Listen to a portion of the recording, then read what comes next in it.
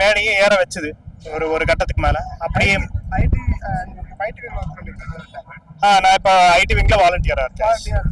சரி, நீங்க வந்து ஏதோ வந்து இப்போ திராவிட கட்சினால திமுக அதிமுக ஏதோ வேலை செஞ்சா உங்களுக்கு அதிகமான காசு அந்த மாதிரிலாம் கிடைக்கல கட்சி, இங்க எதுவுமே கிடைக்காது. அப்புறம் ஏன் இதுல நான் தான் கட்சிக்கு நிறைய காசு கொடுத்துருக்கேன். நான் வந்து காசுக்காக இல்ல, நான் ஒரு அப்பர் மிடில் கிளாஸ் ஃபேமிலி தான். எனக்கு நல்ல வசதி இருக்கு. எனக்கு வந்து நான் பணத்துக்காக வந்து நிக்கல. நான் என் இனத்துக்காக, எனக்கு இனத்துக்கு நாடு அடையணும், அதுக்காக நான் வந்து நிக்கிறேன்.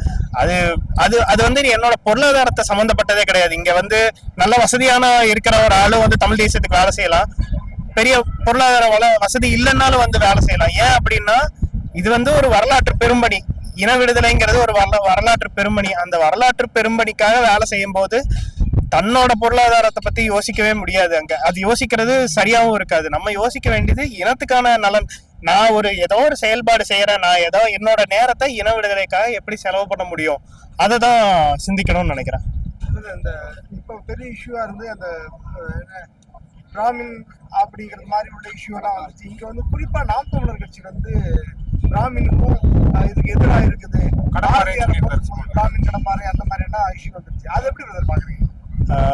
இப்போ அப்ப நாம் தமிழர் கட்சி வந்து அனைத்து உயிர்களுக்குமானது. நான் அண்ணன் என்ன நினைக்கிறாருன்னா, தமிழ் குடிகள் அனைத்துக்கும் பிரதிநிதித்துவம் கொடுக்கணும்னு நினைக்கிறேன். அதுக்கு தான் குடிவாரி கணக்கெடுப்பெல்லாம் பேசுற காரணமும் அதுதான். நம்ம இங்க வந்து யாரையும் நாம் தமிழர் கட்சி யாரையும் பகைக்கணும்னு நினைக்கல, எல்லாத்தையும் ஒன்னா இணைக்கணும்னு நினைக்குது.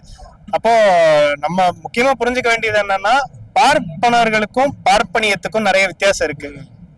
பிறப்பால உயர்வு தாழ்வு இருக்குங்கிறதா சனாதனம். பிறப்பால ஒருத்தர் உயர்ந்தவர் ஒருத்தர் தாழ்ந்தவர்னு யோசிக்கிறதா சனாதனம். அதை தொடர்ந்து பார்ப்பனர்கள் இங்க நிறைய இருக்காங்க. அவங்க எல்லாம் தமிழ் தேசியத்துல தங்களை ஈடுபடுத்திக்கிறதுக்காக தயாரா இருக்காங்க ஏதோ ஒரு விதத்துல. ஏன்னா இந்த மண்ணுக்கு வந்து கிட்ட 2000 வருஷத்துக்கு முன்னாடி வந்து 7 தலைமுறை தாண்டினாலே மரபணு மாறிடுவாங்க. 2000 வருஷமா இந்த மண்ணிலேயே இருக்காங்கன்னா அவங்களுக்கு மரபணு மாறி தாய்மொழியே தமிழ் ஆகி அவங்களுக்கு கனவே தமிழ்ல தான் வரும். அவங்களுக்கு நீங்க எதை சொன்னாலும் கோவம் வருமோ இல்லையா, தமிழை பழிச்சா கோவம் வரலாம், தமிழை பத்தி தப்பா சொன்னா கோவம் வரலாம். அது ஏன்னா அவங்க இந்த இனமா மாறிட்டாங்க. அப்போ நம்ம அந்த பார்ப்பனியத்தை துறந்த பார்ப்பனர்களுக்கும் அரசியல் அதிகாரம் தேவைங்கிறது தான் அண்ணனோட கருத்து. அப்படி அண்ணனோட எண்ணமும் சிந்தனையால் தான். அப்படி இருக்கும்போது இந்த பார்ப்பனர்களுக்கு இல்லைன்னா பிராமணர்களுக்கு ஒரு 5ல இருந்து 6 சீட்டு கொடுக்கணும், சம பிரதிநிதித்துவம் அடிப்படையில் கொடுக்கணும்னு நினைக்கிறாரு.